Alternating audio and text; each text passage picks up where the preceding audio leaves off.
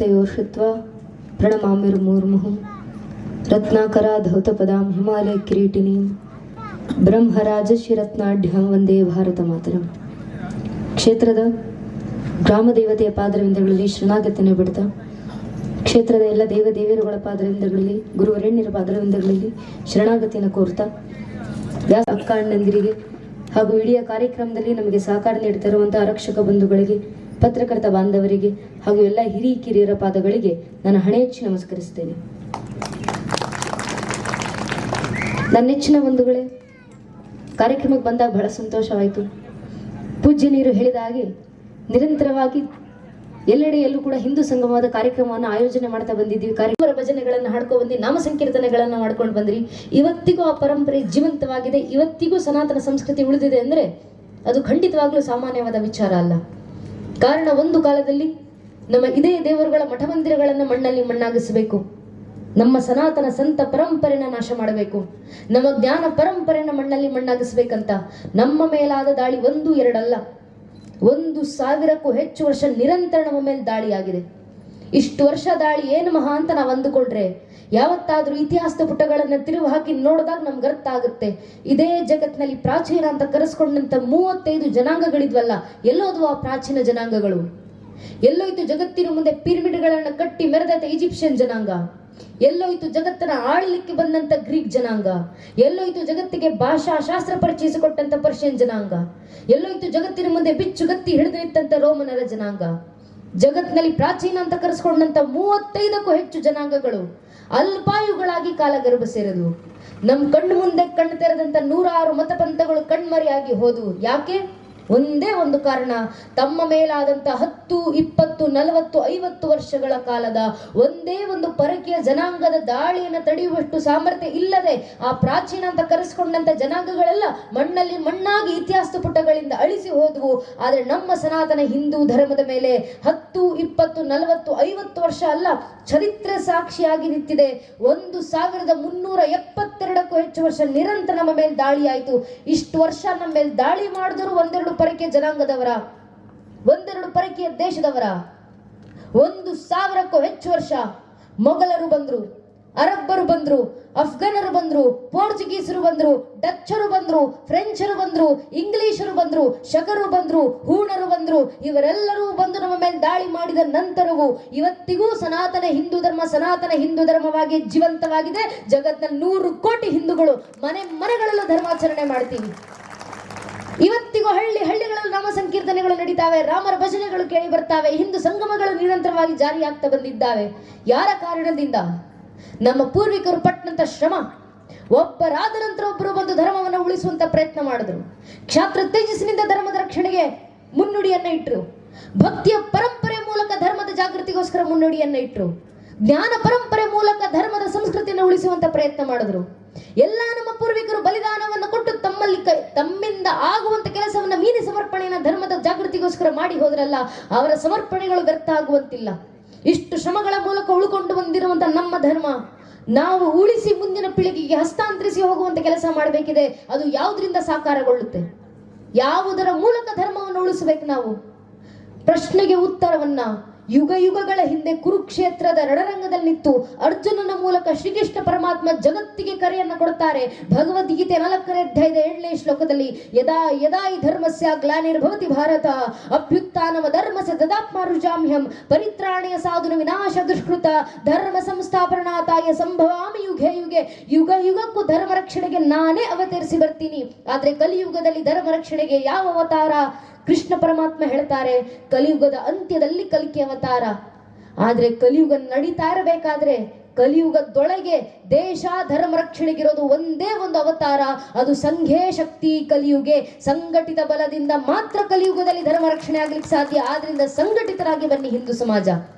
ಆದ್ರೆ ನಮ್ಮ ದೌರ್ಭಾಗ್ಯ, ಹೇಳ್ಕೊಳ್ಳಿಕ್ಕಿದ್ದೀವಿ ಜಗತ್ನಲ್ಲಿ 100 ಕೋಟಿಗೂ ಹೆಚ್ಚು ಹಿಂದೂಗಳ ಜನಸಂಖ್ಯೆ. ಆದ್ರೆ ಒಬ್ಬ ಹಿಂದುವಿನ ಮುಂದೆ ನಿಂತಿವತ್ತು, ನೀನ್ ಯಾರಪ್ಪ, ನೀನು ಯಾವ ಸಮಾಜಕ್ಕೆ ಸೇರಿದವನು, ನಿನ್ನ ಪರಿಚಯ ಏನು ಅಂತ ಕೇಳಿದ್ರೆ ಹಿಂದುವಿನ ಬಾಗಿನಲ್ಲಿ ಧರ್ಮದ ಹೆಸರು ಬರೋಕ್ ಮುಂಚೆ ಜಾತಿ ಹೆಸರು ಬಂದಿರುತ್ತೆ. ಒಬ್ಬ ಹಿಂದೂ ಆಗೋಕ್ ಮುಂಚೆ ಒಬ್ಬ ಹಿಂದೂ ಬ್ರಾಹ್ಮಣ ಆಗ್ತಾರೆ, ಒಬ್ಬ ಹಿಂದೂ ಲಿಂಗಾಯತರಾಗ್ತಾರೆ, ಒಬ್ಬ ಹಿಂದೂ ಕುರುಬರಾಗ್ತಾರೆ, ಒಬ್ಬ ಹಿಂದೂ ಗೌಡ್ರಾಗ್ತಾರೆ, ಒಬ್ಬ ಹಿಂದೂ ನಾಯಕ್, ಒಬ್ಬ ಹಿಂದೂ SC, ಒಬ್ಬ ಹಿಂದೂ ST, ಒಬ್ಬ ಹಿಂದೂ ಶೆಟ್ಟಿ, ಒಬ್ಬ ಹಿಂದೂ ಪೂಜಾರ್, ಒಬ್ಬ ಹಿಂದೂ ಮರಾಠ, ಒಬ್ಬ ಹಿಂದೂ ರಾಜ್ಪೂತ್, ಒಬ್ಬ ಹಿಂದೂ ಬನಿಯಾ, ಒಬ್ಬ ಹಿಂದೂ ಬೊಮ್ಮನ್. ಹಿಂದೂ ಆಗೋದು ಯಾವಾಗ? ನಾವು ಹಿಂದೂಗಳ ಅರ್ಥ ಮಾಡ್ಕೊಳ್ಬೇಕು, ನಮ್ಮ ಜಾತಿ ಯಾವುದೇ ಇರಲಿ, ಆ ಜಾತಿಗಳ ಮೇಲೆ ನಾವಿಟ್ಟಿರುವಂತ ಜಾತಿ ಪ್ರೇಮ ಎಷ್ಟೇ ವಿಶಾಲವಾಗಿರ್ಲಿ, ನಮ್ಮ ಜಾತಿ ನಮ್ಮ ಮನೆಯ ದೇವ್ರ ಕೊನೆ ಒಳಗೆ ಸೀಮಿತವಾಗಿರಬೇಕು. ನಮ್ಮ ರಾಜಕೀಯ ಆಸಕ್ತಿ ಯಾವುದೇ ಇರಲಿ, ನೀವ್ ಯಾವ ರಾಜಕೀಯ ಪಕ್ಷಕ್ಕೆ ಬೇಕಾದ್ರೂ ಕೆಲಸ ಮಾಡ್ಕೊಳ್ಳಿ, ನಿಮ್ಮನ್ನ ನೀವ್ ಯಾವ ರಾಜಕೀಯ ಪಕ್ಷದ ಕಾರ್ಯಕರ್ತ ಅಂತ ಬೇಕಾದ್ರೂ ಹೇಳ್ಕೊಂಡು ತಿರುಗಾಡಿ, ಆದ್ರೆ ನಮ್ಮ ರಾಜಕೀಯ ಆಸಕ್ತಿ ನಮ್ಮ ಮನೆ ಬಾಗಿಲಿನ ಒಳಗೆ ಸೀಮಿತವಾಗಿರಬೇಕು. ಪ್ರತಿಯೊಬ್ಬ ಹಿಂದೂ ತನ್ನ ಮನೆಯ ದೇವರ ಕೋಣೆ ದಾಟಿ ಮನೆಯ ವಸ್ತು ಬಿಟ್ಟು ಹೊರಗೆ ಬರಬೇಕಾದ್ರೆ ಜಾತಿ, ಉಪಜಾತಿ, ಮತ, ಪಂಥ, ಪಂಗಡ, ಕುಲ, ಗೋತ್ರ, ರಾಜಕೀಯ ಆಸಕ್ತಿ, ತತ್ವ, ಸಿದ್ಧಾಂತ ಎಲ್ಲವನ್ನ ಬದಿಗಿಟ್ಟು ಹೆಗಲ ಮೇಲೊಂದು ಕೇಸರಿ ಶಾಲು, ಹಣೆ ಮೇಲೆ ಕೇಸರಿ ತಿಲಕ ಇಟ್ಕೊಂಡು ನಾವೆಲ್ಲ ಹಿಂದೂ, ನಾವೆಲ್ಲ ಒಂದು ಅನ್ನೋ ಭಾವನೆಲ್ಲ ಮನೆ ಬಿಟ್ಟಾಗ ಮಾತ್ರ ನಮ್ಮ ಸನಾತನ ಹಿಂದೂ ಧರ್ಮದ ರಕ್ಷಣೆ. ಆ ಸಂಘಟಿತ ಬಲ ಹಿಂದೂ ಸಮಾಜದಲ್ಲಿ ಬರಬೇಕು. ಒಮ್ಮೆ ಆ ಸಂಘಟಿತ ಬಲ ಹಿಂದೂ ಸಮಾಜದಲ್ಲಿ ಬಂದ್ರೆ ಜಗತ್ನಲ್ಲಿ ಎಂತೆಂಥ ಬದಲಾವಣೆಗಳನ್ನು ತರಬಹುದು. ಬಹಳ ಹಿಂದೆ ಬೇಕಾಗಿಲ್ಲ, ಕೆಲವು ದಶಕಗಳ ಹಿಂದೆ ಸ್ವರ್ಗೀಯ ಪೂಜನೆ ಅಶೋಕ್ ಸಿಂಗಾಜ್ ಅವರು ನಿಂತು ಇದೇ ನೆಲದಿಂದ ಇಡೀ ಹಿಂದೂ ಸಮಾಜಕ್ಕೊಂದು ಕರೆಯನ್ನ ಕೊಟ್ಟಿದ್ರು. रोम रोम में रमे हुए राम के लिए आओ कार सेवको, बनो कार सेवको, गाओ कार सेवको, मिटो कार सेवको, अगर समय पड़े तो अयोध्या में बहती सरयू नदी को अपने लहू से लाल करना पड़े तो डरो ना कार सेवको. ರೋಮ ರೋಮದಲ್ಲಿ ರಮಿಸಿರುವಂತ ರಾಮರಿಗೋಸ್ಕರ ಬನ್ನಿ ಕಾರ ಸೇವಕರಾಗಿ ಹಿಂದೂಗಳೇ. ಸಮಯ ಬಂದ್ರೆ ಅಯೋಧ್ಯೆಯಲ್ಲಿ ಹರಿತಿರುವಂತ ಸರಿಯು ನದಿ ನಿಮ್ಮ ರಕ್ತದ ಕಣಗಳಿಂದ ಕೆಂಪಾಗಿಸುವ ಸಂದರ್ಭ ಬಂದ್ರು ಹಿಂಜರಿದಿರಿ ಕಾರ ಸೇವಕರೇ. ಒಂದು ಅಶೋಕ್ ಸಿಂಗಾಜ್ ಅವರ ಕರೆಗೆ ಹೋಗೊಟ್ಟು ನನ್ನ ನಿಮ್ಮ ಹಿರಿಯರು ಲಕ್ಷ ಸಂಖ್ಯೆಯಲ್ಲಿ ಸಂಘಟಿತರಾಗಿ ಬಂದ್ರಲ್ಲ. ಅಂದು ಸಂಘಟಿತರಾಗಿ ಬಂದಂತ ನಮ್ಮ ಪೂರ್ವಿಕರ ಸಂಘಟಿತ ಬಲದ ಪರಿಣಾಮ 500 ವರ್ಷಗಳ ನಂತರ, 78ಕ್ಕೂ ಹೆಚ್ಚು ಮಹಾ ಕಥನಗಳ ನಂತರ, ಸುಮಾರು 3.5 ಲಕ್ಷ ಜನ ಹಿಂದೂ ಬಾಂಧವರ ಬಲಿದಾನಗಳ ನಂತರ ಇಂದು ನನಸಾಗಿರುವಂತ ಶತಮಾನಗಳ ಕನಸು ನಮ್ಮ ಅಯೋಧ್ಯ ರಾಮಲಲ್ಲಾರ ರಾಮ ಮಂದಿರ. ಇವತ್ತು ಭವ್ಯ ರಾಮ ಮಂದಿರದ ಮೇಲೆ ಧರ್ಮಧ್ವಜ ಹಾರಾಡ್ತಿರೋದನ್ನು ಕಣ್ತುಂಬಿಸಿಕೊಳ್ಳುವಂತ ಕಾಲಘಟ್ಟದಲ್ಲಿ ನಮ್ಮ ತಲೆಮಾರು ಬದುಕ್ತಿದೆಯಲ್ಲ. ಈ ಸುಕೃತಿ ಯಾರಿಂದ ಪ್ರಾಪ್ತಿ ಆಯ್ತು ಅಂದ್ರೆ ನಮ್ಮ ಪೂರ್ವಿಕರ ಸಂಘಟಿತ ಬಲ. ನಾವು ನೆನ್ಪಿಟ್ಕೊಳ್ಬೇಕು, ಕಾರ ಸೇವೆ ಮುಗಿದ ನಂತರ ರಾಮ ಮಂದಿರಕ್ಕೆ ಪ್ರಥಮ ಶಿಲಾನ್ಯಾಸ ಮಾಡಿದ್ದು ಯಾರು, ರಾಮ ಮಂದಿರಕ್ಕೆ ಪ್ರಥಮ ಅಡಿಪಾಯ ಇಟ್ಟಿದ್ದು ಯಾರು ಕಾರ ಸೇವೆ ನಂತರ ಅಂದ್ರೆ ನಮ್ಮದೇ ರಾಷ್ಟ್ರೀಯ ಸ್ವಯಂ ಸೇವಕ ಸಂಘದ ಕಾರ್ಯಕರ್ತರಾದಂತ, ನಾವು ಈಗ ಹೇಳುವಂತ ಪರಿಶಿಷ್ಟ ಜಾತಿ ಪರಿಶಿಷ್ಟ ಪಂಗಡಕ್ಕೆ ಸೇರಿದಂತ ಶ್ರೀಯುತ ಕಾಮೇಶ್ವರ್ ಚೌಪಾಲ್ಜಿ ಅವರಿಂದಲೇ ಇಡೀ ರಾಮ ಮಂದಿರದ ಪ್ರಥಮ ಶಿಲಾನ್ಯಾಸವನ್ನ ಮಾಡಿದ್ದು.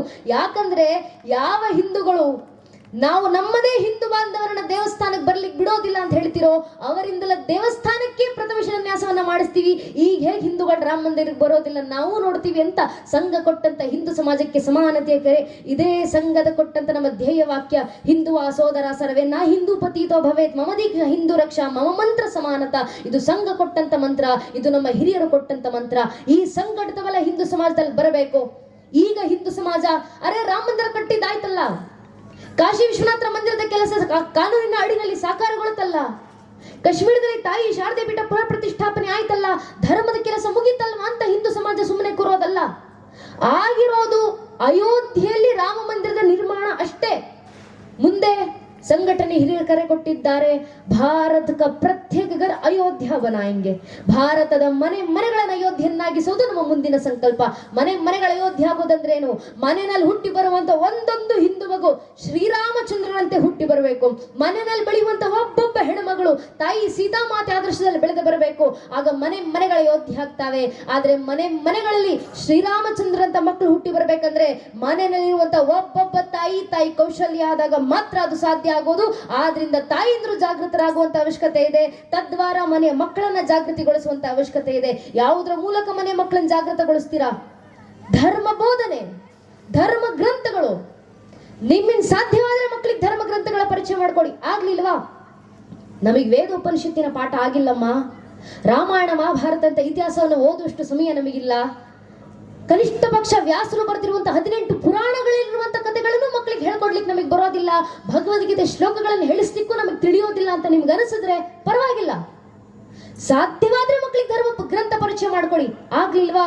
ಕನಿಷ್ಠ ಪಕ್ಷ ವಾರಕ್ಕೆ 1 ದಿನ ಮನೆಯ ಮಕ್ಕಳನ್ನ ಕರ್ಕೊಂಡು ದೇವಸ್ಥಾನಕ್ಕೆ ಬನ್ನಿ. ದೇವಸ್ಥಾನದಲ್ಲಿ ಕೂರಿಸಿ ಮನೆಯ ಮಕ್ಕಳ ಬಾಯಿಂದ ಭಜನೆಗಳನ್ನ ಹಾಡಿಸಿ ಸಾಕು. ಧರ್ಮ ಜಾಗೃತಿ ಆ ಮಕ್ಕಳಲ್ಲಿ ತನ್ನಿಂತಾನೇ ಆಗುತ್ತೆ. ಹಿಂದೂ ಮನೆ ಪೋಷಕರು ಇವತ್ತು ಮಾಡಬೇಕಾಗಿರುವಂತಹ ಮೊಟ್ಟ ಮೊದಲ ಕೆಲಸ ಇದು, ಮಕ್ಕಳನ್ನ ದೇವಸ್ಥಾನಕ್ಕೆ ಕರ್ಕೊಂಡು ಬರೋದು. ನಮ್ಮ ಮನೆಯ ಮಕ್ಕಳು ಕೂತು ದೇವಸ್ಥಾನದಲ್ಲಿ ಭಜನೆ ಹಾಡ್ಲಿಕ್ಕೆ ಶುರು ಮಾಡಿದ್ರೆ ಭಗವಂತನ ಧರೆಗಿಳಿದು ಬರ್ತಾರೆ. ಇದು ನಾನು ಹೇಳ್ತಿರುವಂತ ಮಾತಲ್ಲ. ಕುಂಬಾರ ಗುಂಡೆ ಎಂಬ ಶರಣರ ರಗಳೆಯನ್ನ ಹರಿಯ ರಗಳೆಯಲ್ಲಿ ಬರೆದು ವಿವರಿಸ್ತಾರಲ್ಲ. ಕುಂಬಾರ ಗುಂಡೆಯ ಸಾಮಾನ್ಯ ಮಡಿಗೆ ಮಾಡುವಂತ ಭಕ್ತ, ಅವರಿಗೆ ಓದು ಬರಹ ಗೊತ್ತಿಲ್ಲ, ಅಕ್ಷರ ಗೊತ್ತಿಲ್ಲ, ಗೊತ್ತಿರೋದೊಂದೇ ಶಿವನ ಮೇಲಿರುವಂತ ಭಕ್ತಿ. ದಿನ ಮಡಿಕೆ ಮಾಡಬೇಕಾದ್ರೆ ಆ ಮಡಿಕೆ ತಟ್ಟುವ ತಾಳಕ್ಕೆ ಶಿವನ ಭಜನೆಯನ್ನ ಹಾಡ್ತಾ ಹಾಡ್ತಾ ಕುಣಿತಿದ್ರು. ನೋಡಿದ ಶಿವರಿಗನಿಸ್ತು, ನನ್ನ ಭಕ್ತ ಕುಂಬಾರ ಗುಂಡಯ್ಯ ದಿನ ನನಗೋಸ್ಕರ ಭಜನೆ ಹಾಡ್ತಾನೆ, ಕುಣಿತಾನೆ, ಒಂದು ದಿನ ನಾನೇ ಹೋಗಿ ಭಕ್ತನ ಭಜನೆಗೆ ಕುಣಿಬೇಕಲ್ಲ. ಶಿವರಿಗೆ ಮನಸ್ಸಾಯ್ತು. ಆದ್ರೆ ಶಿವ ನೃತ್ಯ ಮಾಡ್ಬೇಕಂದ್ರೆ ಇಷ್ಟು ರಂಗವೇದಿಕೆ ಸಾಲೋದಿಲ್ಲವಲ್ಲ. ಶಿವ ತಾನೇ ರಂಗವೇದಿಕೆಯನ್ನು ಸೃಷ್ಟಿ ಮಾಡ್ಕೊಳ್ತಾರೆ. ತನ್ನ ಒಂದು ಕಾಲಿನಿಂದ ಪಾತಾಳ ತುಳಿದು ಮತ್ತೊಂದು ಕಾಲಿನಿಂದ ಬ್ರಹ್ಮಾಂಡವನ್ನೆತ್ತಿ ಅಖಂಡವಾದಂತಹ ವಿರಾಟ ಸ್ವರೂಪವಾದಂತಹ ರಂಗವೇದಿಕೆ ಸೃಷ್ಟಿಸಿ ತಾನೇ ನಿರ್ಮಿಸಿದಂತ ರಂಗಭೂಮಿನಲ್ಲಿ ತನ್ನದೇ ಭಕ್ತ ಹಾಡಿದ ಭಜನೆಗೆ ಶಿವನೇ ನೃತ್ಯ ಮಾಡ್ಲಿಕ್ಕೆ ಶುರು ಮಾಡಿದ್ರು. ಭಕ್ತನ ಭಜನೆಗೆ ಶಿವ ಹಾಡಿದಂತ ನೃತ್ಯ ಹೇಗಿತ್ತು? ಶಿವ ತಾಂಡವನ್ನ ವಿವರಿಸ್ತಾ ಹರಿಯ ರಗಳಿನಲ್ಲಿ ಬರೀತಾರೆ. ಕುಂಬಾರ ಗುಂಡೆನ ರಗಳೆ ಅಂತ. ದಶಭುಜಮಂ ದಿಕ್ತಟದೊಳ್ ಪಸರಿಸಿಯ ಸೇವಕರಂಗಳೆನೆತ್ತಲ್ ನೇಮಿಸಿ ಒಂದು ಪದಂ ಪಾತಾಳವನ್ನುತ್ತಿ ಒಂದು ಪದಂ ಬ್ರಹ್ಮಾಂಡವನ್ನೆತ್ತಿ ಜಡೆಗಳ ಬೆಂಬಳಿ ಬಿಡಿದಾಡುತ್ತಿರೆ ಮುಡಿಯೊಳು ಸುರುಣದೆ ತುಳುಕಾಡುತ್ತಿರೆ ಕಡು ಚಲವಳಗಂ ಕುಡಿದಾಡುತ್ತಿರೆ ಬಿಸುಳುಗ ಡಮರುಗ ಡಂಡನ್ ಢೆಲಡ್ನಿ ತಿಸುಳದಿ ಹರಿಯವ ತಾರಂ ತಿರ್ರನೆ ತಿರುಗುತ್ತಿರ ಹೈಗಳ್ಳೆಡೆ ಎತ್ತಲ್ ಕರಿಯ ತೊಲ್ಲ ಬಂಬು ಹರಿಸಲ್ ಸರಸಿಟ ಭವನ ಶಿರಂಬ ಬಿಡುತ್ತಿರ ಸುರವ ಶಿರೋಮಾಲೆಗಳುತ್ತಿರೆ ಪಂಗೆಜ್ಜಗಳ ರವಂಗಲು ಗಲುಕಿನೆ ತೊಂಗಳ ಗಂಟೆ ಡನಂ ಡಂಢಳಿರನೆ ಆಡಿದ ನಾಡಿದ ನಾಡಿದ ನಾಡಿದ ನಾಡಿದ ನಾಡಿದ ನಾಹ ಶಂಕರ ಆಡಿದ ನಾ ಗುಂಡನ ಮುಂದೀಶ್ವರ ಅಂತ ಹರಿಯರು ಕುಂಬಾರ ಗುಂಡೆನ ರಗಳನ್ನ ಬರೆದು ವಿವರಿಸ್ತಾರಲ್ಲ. ಅದು ಭಕ್ತ ಹಾಡುವ ಭಜನೆಗಿರುವ ಸಾಮರ್ಥ್ಯ. ಮನಸ್ಸು ಮಾಡಿದ್ರೆ ಭಗವಂತನ್ನೇ ಧರೆಗಿಳಿಸಿ ತಂದ್ರೆ ಭಕ್ತಿಯಿಂದ ನೃತ್ಯ ಮಾಡಿಸಬಲ್ಲದು. ಅಂತ ಭಜನೆಗಳನ್ನ ಮಕ್ಕಳ ಬಾಯಿಂದ ಬರಬೇಕು. ಹಿರಿಯರು ಯಾವಾಗಲೂ ಹೇಳ್ತಿದ್ದಂತ ಮಾತು, ಭಜನೆ ಮಾಡುವ ಮನೆ ಎಂದಿಗೂ ವಿಭಜನೆ ಆಗೋದಿಲ್ಲ. ಅದು ಭಜನೆಗಿರುವ ಸಾಮರ್ಥ್ಯ. ಮನೆತನಗಳನ್ನ ಸಂಘಟಿಸುತ್ತೆ, ಕುಟುಂಬಗಳನ್ನು ಒಗ್ಗೂಡಿಸುತ್ತೆ, ಸಮಾಜವನ್ನ ಸಂಘಟಿಸುತ್ತೆ, ತದ್ವಾರ ಧರ್ಮ ರಾಷ್ಟ್ರವನ್ನ ಸಂಘಟಿಸುತ್ತೆ. ಆ ಸಂಘಟನೆಗಿರುವಂತ ಮೂಲ ಮಂತ್ರ ಮಕ್ಕಳಿಂದ ಹಾಡಿಸುವಂತ ಭಜನೆ, ಮಕ್ಕಳಿಗೆ ಕೊಡುವಂತ ಧರ್ಮ ಸಂಸ್ಕಾರ. ಆದ್ರೆ ನಮ್ಮ ದೌರ್ಭಾಗ್ಯ, ಯಾವ ಹಿಂದೂ ಮನೆಗಳಲ್ಲಿ ಸಂಧ್ಯಾಕಾಲ ಆದ ಕೂಡಲೇ ಭಜನೆಗಳು ಕೇಳಿ ಬರಬೇಕಿತ್ತು, ಯಾವ ಹಿಂದೂ ಮನೆಗಳಲ್ಲಿ ನಿರಂತರವಾಗಿ ಧರ್ಮ ಬೋಧನೆ ಸುದೆ ಹರಿಬೇಕಿತ್ತು, ಇವತ್ತು ಅಂತ ಹಿಂದೂಗಳ ಮನೆಯಲ್ಲಿ ಧರ್ಮ ಆಚರಣೆ ಬಿಡಿ. ಶಾಸ್ತ್ರಕಾರ ಹೇಳ್ತಾರೆ, ಧಾರಿಯಂತೆ ಈತಿ ಧರ್ಮ ಯಾವುದು ಧರಿಸಲ್ಪಡುತ್ತೋ ಅದು ಧರ್ಮ. ನಾವು ಧರ್ಮ ಧರಿಸೋದಲ್ಲ, ಕನಿಷ್ಠ ಪಕ್ಷ ಅಂದ್ರೂ ಧಾರ್ಮಿಕ ಸಂಕೇತ ಧರಿಸೋದು ಮರ್ತು ಹೋಗಿದ್ದೀವಿ. ಬೇರೆಲ್ಲೂ ಬೇಡ. ಈ ಕ್ಷಣ ಒಂದು ಧಾರ್ಮಿಕ ಸಭಾ ಕಾರ್ಯಕ್ರಮದಲ್ಲಿ ಕೂತಿದ್ದೀವಿ. ತಾಯಿ ಭಾರತಿ ಆಶೀರ್ವಾದ, ಹನುಮ ರಾಮನ ಸ್ಮರಣೆಯನ್ನ ಮಾಡುತ್ತಾ, ಯಾವ ಪೂರ್ವಿಕರ ಯಾವ ಜನ್ಮದ ಸುಕೃತವೋ ಗೊತ್ತಿಲ್ಲ, ಅವರ ಪುಣ್ಯ ನಮಗೆ ಫಲವಾಗಿ ಪ್ರಾಪ್ತಿಯಾಗಿದೆ, ನಾವು ಹಿಂದೂಗಳಾಗಿ ಬದುಕಿದ್ದೀವಿ. ಆದರೆ ಇಂಥ ಒಂದು ಸಭಾ ಕಾರ್ಯಕ್ರಮದಲ್ಲಿ ಬಂದಾಗ ಸ್ವಲ್ಪ ನಿಮ್ಮ ಅಕ್ಕಪಕ್ಕ ಸುತ್ತಮುತ್ತ ಕಣ್ಣಾಡಿಸಿ ನೋಡಿ. ನಿಮ್ಮ ಅಕ್ಕಪಕ್ಕ ಹಿರಿಯರು ಕೂತಿರ್ತಾರೆ, ಸುತ್ತಮುತ್ತಲು ವೃದ್ಧರು ಕೂತಿರ್ತಾರೆ. ಆ ಹಿರಿಯರ ಹಣೆ ಸ್ವಲ್ಪ ಗಮನಿಸಿ. ಅವ್ರ ಹಣೆ ಕುಂಕುಮ ಹಚ್ಚಿರ್ತಾರೆ, ಹಣೆ ತುಂಬ ವಿಭೂತಿ ಬೆಳೆದಿರ್ತಾರೆ, ಗಂಧ ಚಂದನ ತಿಲಕ ಭಂಡಾರ ಯಾವುದೋ ಒಂದು ಸ್ವಾಮಿ ತಮ್ಮ ಪರಂಪರೆಗನುಸಾರವಾಗಿ ಒಂದಲ್ಲ ಒಂದು ಧಾರ್ಮಿಕ ಸಂಕೇತ ಅವರ ಹಣೆಯಲ್ಲಿ ವಿಜೃಂಭಿಸಿರುತ್ತೆ. ಅದೇ ಸ್ವಲ್ಪ ನನ್ನ ವಯಸ್ಸಿನ ನನ್ನ ಪೀಳಿಗೆ ಮಕ್ಕಳ ಹಣೆಗಳನ್ನ ಗಮನಿಸಿ ನೋಡಿ. ವಿಶೇಷವಾಗಿ ನನ್ನ ವಯಸ್ಸಿನ ಹೆಣ್ಣು ಮಕ್ಕಳು, ನನ್ನ ಪೀಳಿಗೆ ಹೆಣ್ಣು ಮಕ್ಕಳು ಹಣೆಗೆ ಕುಂಕುಮ ಇಡೋ ಪದ್ಧತಿಯನ್ನೇ ಮರ್ತು ಹೋಗ್ತಿದ್ದಾರೆ. ಇವತ್ತು ಹಣೆ ಕುಂಕುಮನ್ನೇ ಹೆಚ್ಚೋದಿಲ್ಲ. ಹೆಚ್ಚೆಚ್ಚಂದ್ರೆ ಯಾವುದು ಕಪ್ಪು ಚುಕ್ಕಿ ತಗೊಂಡು ಹಣೆಗೆ ಇಡ್ಕೊಂತಾರೆ, ಒಂದು ಸಣ್ಣ ಕಪ್ಪು ಬೊಟ್ಟು. ಅದೆಷ್ಟು ಸಣ್ಣದಾಗಿರುತ್ತೆ ಆ ಕಪ್ಪು ಬೊಟ್ಟು ಅಂದ್ರೆ ಸ್ವಲ್ಪ ದೂರದಲ್ಲಿ ನೋಡಿದ್ರೆ ಹಣೆಗೆ ಏನಾದ್ರು ಇಟ್ಟಿದ್ದಾರೆ ಇಲ್ವಾ ಅನ್ನೋದು ಕೂಡ ಕಣ್ಣಿಗೆ ಕಾಣಿಸ್ತಿಲ್ಲ. ಅಷ್ಟು ಸಣ್ಣ ಕಪ್ಪು ಚುಕ್ಕಿ ಇಡೋದು ಇದಕ್ಕೆ ಮತ್ತೆ ಕಾಟಾಚಾರಕ್ಕೆ. ಹಣೆಗೆ ಬೊಟ್ಟಿಡ್ಲಿಲ್ಲ ಅಂದ್ರೆ ಮನ್ನಲ್ಲಿ ಅಪ್ಪ ಅಮ್ಮ ಬೈಕೊಂಡ್ ತಿರುಗಾಡ್ತಾರ ನಮ್ಮ ಕಾಟಾಚಾರಕ್ಕೆ ಹಣೆಗೆ ಸಣ್ಣ ಬೊಟ್ಟು. ತಪ್ಪು ನಮ್ಮನೆ ಹೆಣ್ಮಕ್ಳದಲ್ಲವೇ ಅಲ್ಲ. ಏನಕ್ಕೆ ಹಣೆ ಕುಂಕುಮ ಇಡಬೇಕು ಅಂತ ಹೇಳ್ಕೊಡದಿರುವಂತ ಮನೆ ಪೋಷಕರ ತಪ್ಪು, ಮನೆ ಹಿರಿಯರ ತಪ್ಪು. ನಮ್ಮನೆ ಹೆಣ್ಮಕ್ಳಿಗೆ ಹೇಳ್ಕೊಡ್ಬೇಕು ನಾವು ಏನಕ್ಕಮ್ಮ ಹಣೆ ಕುಂಕುಮ ಇಡೋದು, ಕಾಟ ಆಚಾರಕ್ಕಲ್ಲ. ಮಾರ್ಕಂಡೆ ಋಷಿಮುನಿಗಳು ದೇವಿ ಭಾಗವತದಲ್ಲಿ ಬರೀತಾರೆ, ಶುಂಭ ನಿಶುಂಭ ಎಂಬ ಇಬ್ಬರು ರಾಕ್ಷಸರು ತಾಯಿ ಜಗನ್ಮಾತೆಯನ್ನೇ ಕೆಟ್ಟ ದೃಷ್ಟಿಯಿಂದ ನೋಡಿದಾಗ ತಾಯಿ ಜಗನ್ಮಾತೆ ಖುದ್ದು ಕ್ರೋಧಿತರಾಗಿ ಶಾಂಭವಿ ಅವತಾರಣ ತಾಳಿ ನಿಂತು ಶುಂಭ ನಿಶುಂಭರ ಸಂಹಾರವನ್ನ ಮಾಡಿ ಆ ರಾಕ್ಷಸ ರಕ್ತವನ್ನು ತೆಗೆದುಕೊಂಡು ತಾಯಿ ಜಗನ್ಮಾತೆ ತನ್ನ ಹಣೆಗೆ ಹಚ್ಕೊಂಡ್ರಂತೆ. ಅದರ ಸಂಕೇತ ನಮ್ಮನೆ ಹೆಣ್ಣುಮಕ್ಕಳು ಇವತ್ತಿಗೂ ಹಣೆ ಕುಂಕುಮ ಇಡುತ್ತಾರೆ. ಯಾಕೆ? ಎದುರಿಗೆ ಬರುವಂತ ಪುರುಷರಿಗೆ ಎಚ್ಚರಿಕೆಯನ್ನ ನೀಡಲಿಕ್ಕೆ. ಒಂದು, ನಿನ್ನ ನನ್ನ ತಾಯಿ ಸ್ಥಾನದಲ್ಲಿ ಜಗನ್ಮಾತೆ ಸ್ಥಾನದಲ್ಲಿಟ್ಟು ಆರಾಧಿಸು, ಗೌರವಿಸು. ಅಕಸ್ಮಾತ್ ಕೆಟ್ಟ ದೃಷ್ಟಿಯಿಂದ ನೋಡಿದ್ರೆ ಶುಂಭರಿಗೆ ಬಂದ ಪರಿಸ್ಥಿತಿನೇ ನಿನಗೂ ಬರೋದು ಅಂತ ಎಚ್ಚರಿಕೆ ಗಂಟೆ ಕೊಡ್ಲಿಕ್ಕೆ ಹಿಂದೂ ಮನೆ ಒಬ್ಬೊಬ್ಬ ಹಿಂದೂ ಹೆಣ್ಮಗಳು ಜೀವಂತ ದುರ್ಗೆ ಅಂತ ಹಣೆಗೆ ಕುಂಕುಮ ಇಟ್ಟು ಓಡಾಡಬೇಕು ಅಂತ ನಮ್ಮ ಹಿರಿಯರು ಹಾಕಿಕೊಟ್ಟದಂತ ಪದ್ಧತಿ, ಪರಂಪರೆ. ಮನೆ ಹೆಣ್ಮಕ್ಳು ಮಾತ್ರ ಅಲ್ಲ, ಮನೆಯಲ್ಲಿ ಹೆಣ್ಣು ಮಕ್ಕಳಾಗ್ಲಿ ಗಂಡು ಮಕ್ಕಳಾಗ್ಲಿ, ಹಿಂದೂ ಧರ್ಮದಲ್ಲಿ ಹುಟ್ಟಿರುವಂತ ಪ್ರತಿಯೊಬ್ಬ ಹಿಂದೂ ಹಣೆಗೆ ಒಂದಲ್ಲ ಒಂದು ಧಾರ್ಮಿಕ ಸಂಕೇತ ಧರಿಸಿರಲೇಬೇಕು. ಉಳಿಸಬೇಕು. ಯಾಕಂದ್ರೆ ಅದು ನಮ್ಮ ಸ್ವಾಭಿಮಾನದ ಸಂಕೇತ. ಕವಿಗಳು ಹೇಳ್ತಾರಲ್ಲ, ಯೇ ಹೇ ದೇಖೋ ರಾಜಪುತಾನ नाज़ी से तलवारों पे, इसने अपना जीवन काटा भरजी तीर कटारों पे, कूद पड़ी थी ये हजारों पद्मिनी अंगारों पे, इस मिट्टी का कण कण कह रहा कुर्बानी की गाथा, इस मिट्टी से तिलक करो ये धरती है बलिदानों की. ಅರ್ಥಾತ್ ನಮ್ಮ ಮೇಲಾದಂತ ಸಾವಿರಾರು ವರ್ಷಗಳ ದಾಳಿಗಳ ನಂತರವೂ, ನೂರಾರು ಜನಾಂಗಗಳ ಆಕ್ರಮಣಗಳ ನಂತರವೂ, ಅಸಂಖ್ಯ ಕಷ್ಟ ನಷ್ಟಗಳ ನಡುವೆಯೂ ಇವತ್ತಿಗೂ ತಲೆ ಎತ್ತಿ ತನವೆತ್ತಿ ನಿಂತಿರುವಂತ, ಮೃತ್ಯುವನ್ನು ಮಣಿಸಿ ಬದುಕ್ತಿರುವಂತ ಮೃತ್ಯುಂಜಯ ಸನಾತನ ಹಿಂದೂ ಧರ್ಮದ ಪರಂಪರೆಯ ವಾಸುದಾರನಾಗಿ ನಾನೊಬ್ಬ ಹಿಂದೂ ಇವತ್ತಿಗೂ ಜಗತ್ತಿನಲ್ಲಿ ಜೀವಂತ ಇದ್ದೀನಿ ಅಂತ ಜಗತ್ತಿನ ಮುಂದೆ ಸಾರಿ ಸಾರಿ ಹೇಳ್ಕೊಳ್ಳಿಕ್ಕಿರುವಂತ ಒಂದು ಧಾರ್ಮಿಕ ಸಂಕೇತ, ಹಣೆಗಚ್ಚುವಂತಹ ಸ್ವಾಭಿಮಾನದ ಸಂಕೇತ. ಆ ಧಾರ್ಮಿಕ ಸಂಕೇತ ಪ್ರತಿಯೊಬ್ಬ ಹಿಂದೂ ಧರಿಸಲೇಬೇಕು. ಇದು ನಮ್ಮ ಸ್ವಾಭಿಮಾನ. ಆದ್ರೆ ಹಿಂದೂ ಮನೆ ಪೋಷಕರಲ್ಲೇ ಪ್ರಶ್ನೆ, ನಮ್ಮ ಮಕ್ಕಳಿಗೆ ಯಾಕೆ ಇದನ್ನೆಲ್ಲ ಹೇಳ್ಕೊಡ್ಬೇಕು? ನಾವು ನಮ್ಮ ಮಕ್ಳಿಗೆ ಭಜನೆ ಹಾಡಬೇಕು, ನಮ್ಮ ಮಕ್ಳಿಗೆ ದೇವಸ್ಥಾನಕ್ಕೆ ಬರಬೇಕು, ನಮ್ಮ ಮಕ್ಕಳನ್ನ ಕಾನ್ವೆಂಟಿಗೆ ಕಳಿಸ್ತೀವಿ, ನಾವು ಲಕ್ಷ ಲಕ್ಷ ಫೀಸ್ ಕಟ್ತೀವಿ. ನಮ್ಮ ಮಕ್ಕಳು ಚೆನ್ನಾಗಿ ಇಂಗ್ಲಿಷ್ ನಲ್ಲಿ ಮಾತಾಡಿದ್ರೆ ಸಾಕಪ್ಪ, ನಮಗೆ 40-50 ಸಾವಿರ ಸಂಬಳ ತಗೊಂಡು ಜೀವನದಲ್ಲಿ ಸೆಟ್ಲ್ ಆದ್ರೆ ಸಾಕಲ್ಲ. ಇದನ್ನ ಮೀರಿ ಇನ್ನೇನಿದೆ? ದೇಶ ಧರ್ಮ ಕಟ್ಕೊಂಡು ನಮ್ಮ ಮಕ್ಕಳಿಗೆ ಏನ್ ಲಾಭ? ಹಿಂದೂ ಮನೆಯ ಪೋಷಕರದ್ದೇ ಪ್ರಶ್ನೆ. ಮನೆಯ ಮಕ್ಕಳಿಗೆ ಯಾಕೆ ಧರ್ಮ ಸಂಸ್ಕಾರ ಕೊಡಬೇಕು ಅಂದ್ರೆ ದೇಶ ರಕ್ಷಣೆಗಲ್ಲ ಸ್ವಾಮಿ, ಧರ್ಮ ರಕ್ಷಣೆಗೂ ಅಲ್ಲ, ಕನಿಷ್ಠ ಪಕ್ಷ ಸ್ವಾರ್ಥಕ್ಕೋಸ್ಕರ. ನಮ್ಮದೇ ಕರ್ನಾಟಕದ ಬೆಳಗಾವಿ ಜಿಲ್ಲೆಯಲ್ಲಿ ಒಂದು ಆಸ್ಪತ್ರೆಯಲ್ಲಿ ವೃದ್ಧರೊಬ್ರು ತೀರಿಕೊಂಡಿದ್ದಾಗ ಆಸ್ಪತ್ರೆಯವರೆಲ್ಲ ಪೊಲೀಸರಿಗೆ ಫೋನ್ ಮಾಡಿದ್ರು, ನಮ್ಮ ಆಸ್ಪತ್ರೆಯಲ್ಲಿ ವೃದ್ಧರೊಬ್ರು ತೀರಿಕೊಂಡಿದ್ದಾರೆ ಸರ್, ಇಷ್ಟು ದಿನ ಅವರನ್ನ ನೋಡ್ಕೊಂತಿದ್ದಂತ ಹುಡುಗ ಪರಾರಿಯಾಗಿದ್ದಾನೆ, ಫೋನ್ ಮಾಡಿದ್ರೆ ಫೋನ್ ಎತ್ತಿತ್ತಲ್ಲ, ಏನ್ ಮಾಡಬೇಕು ಬಂದು ನೋಡಿ ಅಂತ. ಆರಕ್ಷಕರಲ್ಲಿ ಆಸ್ಪತ್ರೆಗೆ ಧಾವಿಸಿ ಬಂದರು. ಆ ವೃದ್ಧರು ಡಾಕ್ಯುಮೆಂಟ್ಸ್ ಏನಿದೆ ಆಸ್ಪತ್ರೆಯವರ ಹತ್ರ ಎಲ್ಲ ತೆಗೆಸಿದ್ರು. ಅವ್ರ ಅಡ್ರೆಸ್ ಇಟ್ಕೊಂಡು ಅಕ್ಕಪಕ್ಕದ ಮನೆಯವರ ಹತ್ರ ನಿಂತು ಕೇಳಿದ್ರು, ನಿಮ್ಮ ಪಕ್ಕದ ಮನೆಯವರ ವೃದ್ಧರು ಆಸ್ಪತ್ರೆಯಲ್ಲಿ ತೀರಿಕೊಂಡಿದ್ದಾರೆ, ಅವ್ರಿಗೆ ಮಕ್ಕಳು ಮೊಮ್ಮಕ್ಕಳು ನೆಂಟಸ್ಥರು ಕುಟುಂಬಸ್ಥರು ಬಂಧು ಬಾಂಧವರು ಮನೆಯವರಂತನಾದ್ರೂ ಜಗತ್ನಲ್ಲಿ ಯಾರಾದ್ರೂ ಇದ್ರ? ಅಕ್ಕಪಕ್ಕದ ಮನೆಯವರು ಸಹಜವಾಗಿ ಉತ್ತರ ಕೊಟ್ರು, ಹೌದು ಸರ್, ಅವ್ರಿಗಿಬ್ರು ಮಕ್ಕಳಿದ್ದಾರೆ, ಒಬ್ಬ ಮಗ ಅಮೆರಿಕದಲ್ಲಿದ್ದಾನೆ, ಮತ್ತೊಬ್ಬ ಮಗಳು ಕೆನಡಾದಲ್ಲಿದ್ದಾಳೆ ಸರ್, ಇಬ್ರು ಮಕ್ಕಳು ವಿದೇಶ. ಸರಿ, ಇಬ್ರು ಮಕ್ಕಳು ಫೋನ್ ನಂಬರ್ ತೆಗೆಸ್ಕೊಂಡು ಪೊಲೀಸರು ಮಕ್ಕಳಿಗೆ ಫೋನ್ ಮಾಡಿ ವಿಷಯ ತಲುಪಿಸ್ತಾರೆ, ಭಾರತದಲ್ಲಿದ್ದಂತ ನಿಮ್ಮ ತಂದೆ ಆಸ್ಪತ್ರೆಗೆ ಅಡ್ಮಿಟ್ ಆಗಿದ್ರಮ್ಮ, ದುರಾದೃಷ್ಟವಶಾತ್ ತೀರ್ಕೊಂಡ್ರು, ದಯವಿಟ್ಟು ವಾಪಸ್ ಭಾರತಕ್ಕೆ ಬನ್ನಿ, ನಿಮ್ ತಂದೆ ಅಂತ್ಯ ಸಂಸ್ಕಾರ ಮುಗಿಸ್ಕೊಂಡು ಹೋಗಿ. ಮಗ ಅಮೆರಿಕ, ಮಗಳು ಕೆನಡಾ, ಇಬ್ಬರು ಮಕ್ಕಳು ಫೋನ್ ನಲ್ಲಿ ಪೊಲೀಸರಿಗೆ ವಾಪಸ್ ಉತ್ತರ ಕೊಡ್ತಾರೆ, ವಿದೇಶದಿಂದ ಭಾರತಕ್ಕೆ ಬರೋಷ್ಟು ಪುರ್ಸೊತ್ ನಮಗಿಲ್ಲ, ನಮ್ಮಪ್ಪನ ಶವ ತಗೊಂಡೋಗೆಲ್ಲಾದ್ರೂ ಬಿಸಾಡಿ ಅಂತ. ನಮ್ಮದೇ ಕರ್ನಾಟಕದ ಬೆಳಗಾವಿ ಜಿಲ್ಲೆಯಲ್ಲಿ ಕೆಲವು ಸಮಯದ ಹಿಂದೆ ನಡೆದಂತ ಘಟನೆ. ಯಾಕಿಂತ ಘಟನೆಗಳು ಸಮಾಜದಲ್ಲಿ ಘಟಿಸ್ತಿದ್ದಾವೆ? ಯಾಕಿಂತ ಸಂದರ್ಭಗಳು ಜಗತ್ತಿನ ನಿರ್ಮಾಣ ಆಗ್ತಿದ್ದಾವೆ? ಒಂದೇ ಒಂದು ಕಾರಣ, ಮನೆಯಲ್ಲಿ ಸಂಸ್ಕಾರದ ಕೊರತೆ. ಅದೇ ಮನೆ ಮಕ್ಕಳಿಗೆ ಶಾಲೆ ಶಿಕ್ಷಣದ ಜೊತೆಗೆ 5ನೇ ತರಗತಿಯಿಂದ ರಾಮಾಯಣ, 10ನೇ ತರಗತಿಯಿಂದ ಮಹಾಭಾರತ, 12ನೇ ತರಗತಿಯಿಂದ ಭಾಗವತ, ಇಡೀ ಜೀವನಕ್ಕೆ ಬೇಕಾದಷ್ಟು ಶರಣರ ವಚನಗಳು, ದಾಸರ ಕೀರ್ತನೆಗಳು, ಭಗವದ್ಗೀತೆ ಶ್ಲೋಕಗಳು, ವೇದ ಮಂತ್ರಗಳನ್ನ ಹೇಳಿಸಿ ಮಕ್ಕಳನ್ನ ಬೆಳೆಸಿ ಸಾಕು. ಆ ಮಕ್ಕಳು ತಮ್ಮ ಕೊನೆ ಉಸಿರಿರುವವರೆಗೂ ನಿಮ್ಮನ್ನ ಅಂದ್ರೆ ತಂದೆ ತಾಯಿಂದರನ್ನ ದೇವರ ಸ್ಥಾನದಲ್ಲಿಟ್ಟು ನಿಮ್ಮ ಪಾದ ಪೂಜೆ ಮಾಡಿ ಸಾಕೊಳ್ತಾರೆ. ಕಾರಣ ನನ್ನ ಧರ್ಮ ಮಕ್ಕಳಿಗೆ ಹೇಳ್ಕೊಡುತ್ತೆ, ಮಾತೃ ದೇವೋಭವ ಪಿತೃ ದೇವೋಭವ ಅನ್ನೋ ಸಂಸ್ಕಾರ. ಆ ಸಂಸ್ಕಾರ ಸ್ವಾರ್ಥಕ್ಕೋಸ್ಕರನಾದ್ರೂ ನಮ್ಮನೆ ಮಕ್ಕಳಿಗೆ ನಾವು ನೀಡ್ಲಿಲ್ಲ ಅಂದ್ರೆ ಇನ್ ಯಾರು ನೀಡ್ತಾರ ಸ್ವಾಮಿ? ಹಿಂದೂ ಧರ್ಮದಲ್ಲಿ ಹುಟ್ಟಿ ನನ್ನ ಸಂಸ್ಕಾರ ನನ್ನ ಮನೆ ಮಕ್ಕಳಿಗೆ ನಾನು ತಲುಪಿಸಲಿಲ್ಲ, ಇನ್ಯಾರು ತಲುಪಿಸ್ತಾರೆ? ಹಿಂದೂ ಧರ್ಮದಲ್ಲಿ ಹುಟ್ಟಿ ನನ್ನ ಧಾರ್ಮಿಕ ಸಂಕೇತ ನಾನು ಸ್ವಾಭಿಮಾನದಿಂದ ಧರಿಸ್ಕೊಂಡು ಓಡಾಡ್ಲಿಲ್ಲ, ಇನ್ಯಾರು ಧರಿಸ್ತಾರೆ? ಹಿಂದೂ ಧರ್ಮದಲ್ಲಿ ಹುಟ್ಟಿ ನನ್ನ ದೇವಸ್ಥಾನಗಳಿಗೆ ನಾನು ಬರಲಿಲ್ಲ, ಇನ್ಯಾರು ಬರ್ತಾರೆ? ಹಿಂದೂ ಧರ್ಮದಲ್ಲಿ ಹುಟ್ಟಿ ನನ್ನ ಭಜನೆಗಳನ್ನ ನಾನು ಹಾಡ್ಲಿಲ್ಲ, ಇನ್ಯಾರು ಹಾಡ್ತಾರೆ? ಹಿಂದೂ ಧರ್ಮದಲ್ಲಿ ಹುಟ್ಟಿ ನನ್ನ ಮಠಗಳಿಗೆ ನಾನು ಹೋಗ್ಲಿಲ್ಲ, ಇನ್ಯಾರು ಹೋಗ್ತಾರೆ? ಹಿಂದೂ ಧರ್ಮ ಉಳಿಸ್ತಾರೆ, ಇನ್ಯಾರು ನಮ್ಮ ಸಂಸ್ಕೃತಿ ರಕ್ಷಣೆ ಮಾಡ್ತಾರೆ? ಬೇರೆ ಯಾರು ಬರೋದಿಲ್ಲ. ಇಲ್ಲಿ ಕೂತಿರುವಂತ ನನ್ನ ನಿಮ್ಮ ಜನ್ಮ ಸಿದ್ಧ ಜವಾಬ್ದಾರಿ ನಮ್ಮ ಪರಂಪರೆ ರಕ್ಷಣೆ ನಾವೇ ಉಳಿಸಬೇಕು, ನಾವೇ ಮುಂದಿನ ಪೀಳಿಗೆಗೆ ತಲುಪಿಸಿ ಹೋಗಬೇಕು. ಅಕಸ್ಮಾತ್ ಹಿಂದೂಗಳಲ್ಲಿ ನಮಗ್ಯಾಕೆ ಸಂಘಟಿತ ಬಲ?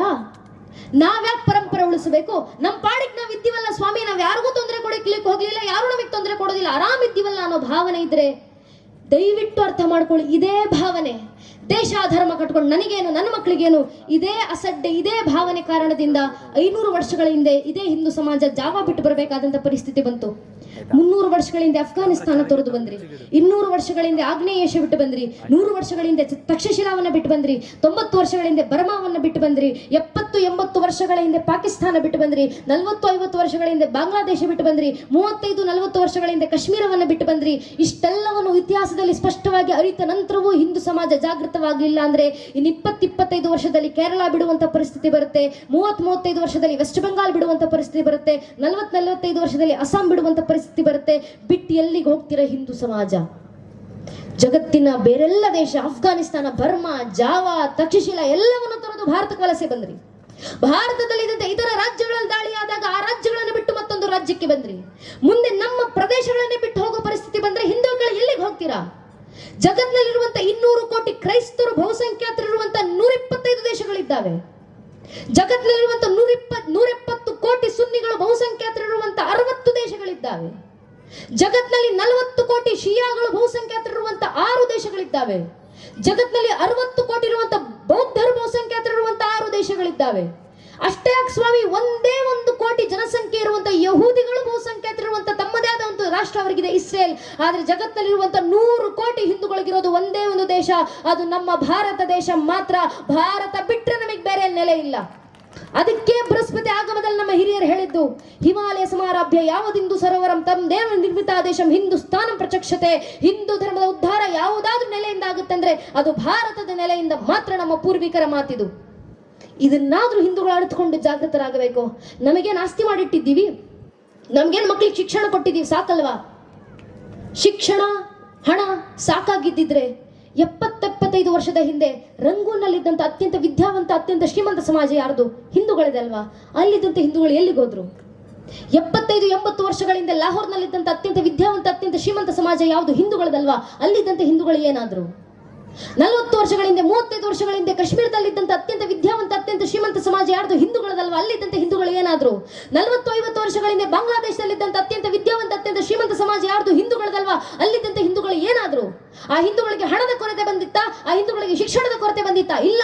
ಕೊರತೆ ಆಗಿದ್ದು ಒಂದೇ, ಧರ್ಮ ಜಾಗೃತಿಯದ್ದು, ಧರ್ಮ ಸಂಘಟನೆಯದ್ದು. 100 ವರ್ಷ ರಾಷ್ಟ್ರೀಯ ಸ್ವಯಂ ಸೇವಕ ಸಂಘ ದೇಶದಾದ್ಯಂತ ಏನು ಕೆಲಸ ಮಾಡ್ತಿದೆ ಅಂದ್ರೆ ಈ ಜಾಗೃತಿ ಮೂಡಿಸುವಂತ ಕೆಲಸವನ್ನ ಮಾಡ್ತಿದೆ, ಹಿಂದೂಗಳನ್ನ ಸಂಘಟಿಸುವಂತ ಕೆಲಸ ಮಾಡ್ತಿದೆ. 100 ವರ್ಷ ಸಂಘ ದೇಶಕ್ಕೆ ಏನು ಕೊಡುಗೆ ಕೊಟ್ಟಿದೆ ಅಂದ್ರೆ ಸ್ವದೇಶಿ ಜಾಗರಣ ಮಂಚನ ಸ್ಥಾಪನೆ ಮಾಡಿದ್ದು RSS, ವಿದ್ಯಾಭಾರತಿನ ಸ್ಥಾಪನೆ ಮಾಡಿದ್ದು RSS, ಸರಸ್ವತಿ ಶಿಶು ಮಂದಿರವನ್ನು ಸ್ಥಾಪನೆ ಮಾಡಿದ್ದು RSS, ವನವಾಸಿ ಕಲ್ಯಾಣಾಶ್ರಮವನ್ನು ಸ್ಥಾಪನೆ ಮಾಡಿದ್ದು RSS, ರಾಷ್ಟ್ರೀಯ ಸೇವಿಕಾ ಸಮಿತಿಯನ್ನು ಸ್ಥಾಪನೆ ಮಾಡಿದ್ದು RSS, ಏಕಲಾ ವಿದ್ಯಾಲಯ ಮೂವ್ಮೆಂಟ್ ಅನ್ನು ಸ್ಥಾಪನೆ ಮಾಡಿದ್ದು RSS, ಭಾರತೀಯ ಮಜ್ದೂರ್ ಸಂಘವನ್ನು ಸ್ಥಾಪನೆ ಮಾಡಿದ್ದು RSS, ಭಾರತೀಯ ಕುಷ್ಠ ನಿವಾರಣಾ ಸಂಘವನ್ನು ಸ್ಥಾಪನೆ ಮಾಡಿದ್ದು RSS, ಸಂಸ್ಕೃತ ಭಾರತಿಯನ್ನು ಸ್ಥಾಪನೆ ಮಾಡಿದ್ದು RSS, ಸಂಸ್ಕಾರ ಭಾರತಿಯನ್ನು ಸ್ಥಾಪನೆ ಮಾಡಿದ್ದು RSS, ಸೇವಾ ಭಾರತಿಯನ್ನು ಸ್ಥಾಪನೆ ಮಾಡಿದ್ದು RSS, ಅಖಿಲ ಭಾರತೀಯ ಏಕಲಾ ಇತಿಹಾಸ ಸಂಕಲನ ಯೋಜನೆಯನ್ನು ಸ್ಥಾಪನೆ ಮಾಡಿದ್ದು RSS, ಜನದಾರ ಸೇವಾ ಸಂಸ್ಥೆಯನ್ನು ಸ್ಥಾಪನೆ ಮಾಡಿದ್ದು RSS, ಸೇವಾ ಸಾಗರವನ್ನು ಸ್ಥಾಪನೆ, ಪ್ರಭಾತ ಗ್ರಾಮವನ್ನು ಸ್ಥಾಪನೆ ಮಾಡಿದ್ದು RSS, ಸುಪೋಷಿತ ಯೋಗವನ್ನು ಸಂಘವನ್ನು ಸ್ಥಾಪನೆ ಮಾಡಿದ್ದು RSS, ಸುಪೋಷಿತ ಭಾರತವನ್ನು ಸ್ಥಾಪನೆ ಮಾಡಿದ್ದು RSS, ಕಾರ್ನಿಯ ಅಂಧತ್ವ ಮುಕ್ತ ಭಾರತವನ್ನು ಸ್ಥಾಪನೆ ಮಾಡಿದ್ದು